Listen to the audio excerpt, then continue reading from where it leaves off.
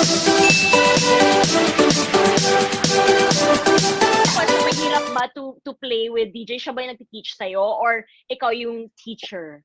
Actually, we're like classmates kasi what we Ay! did was, kumuha kami ng teacher, parang coach namin, para maturuan kami ng proper form, para hindi rin kami Yes. ma-injure and all. So kami ni Deej, meron kaming one hour to 1.5 hours of training of badminton, mga twice or thrice a week kapag sinipag.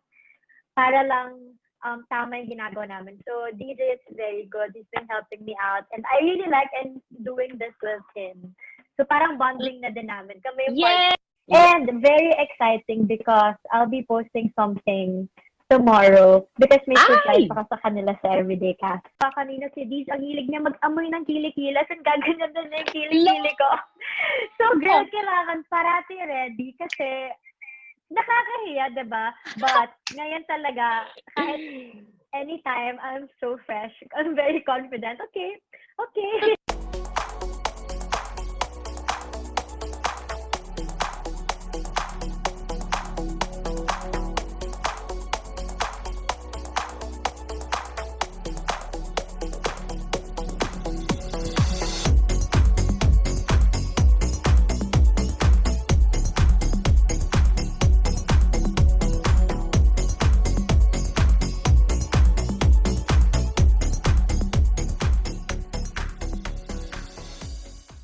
Kasi, Pero question, mahirap ba to play with DJ? Siya ba yung nagti-teach sa'yo or ikaw yung teacher?